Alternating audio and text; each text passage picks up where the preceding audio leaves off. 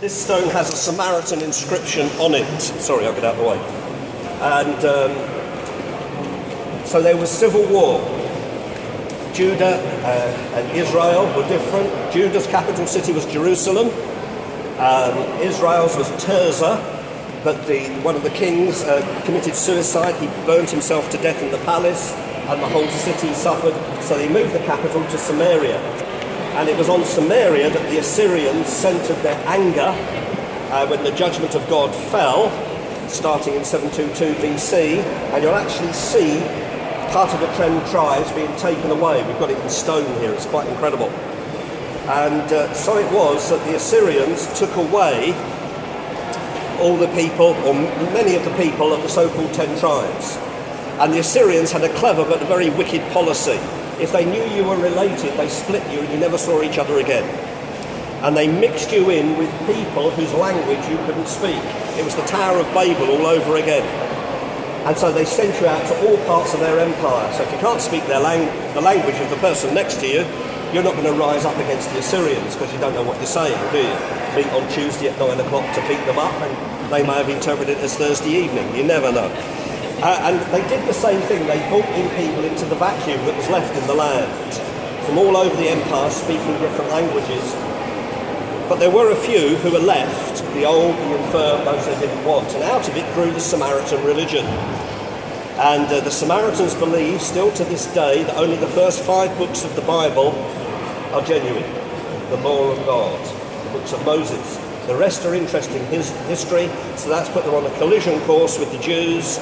That and many other reasons, and so we find the parable of the Good Samaritan and all sorts of other things showing us how the Samaritans and the Jews didn't get on.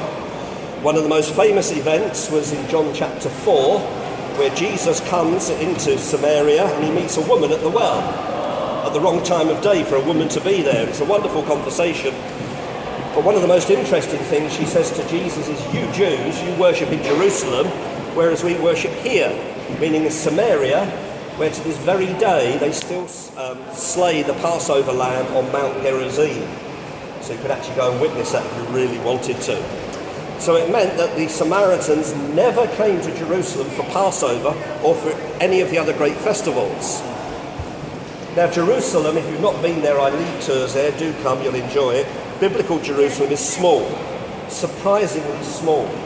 And the Emperor Nero tells us for the great festivals, about 1.5 million Jews descended on Jerusalem. Where are you going to put them? In a city that houses 30,000 people.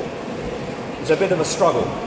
So they used to portion up the land round Jerusalem for the different groups that came. The people from Galilee were given the Mount of Olives. I think that is why naturally Jesus was known to gravitate towards the Garden of Gethsemane, because that's at the foot of the Mount of Olives. That's where the Galileans would be. The Samaritans were given the area outside the North Gate, which they never took up, so it became the execution ground, the ancient execution ground, and we know it today as Gordon's Calvary or Skull Hill. Just to the right of my picture will be the famous Garden Tomb. I don't think it is the tomb of Jesus, but it is the best visual aid I've ever seen. For all sorts of reasons, but I think in all probability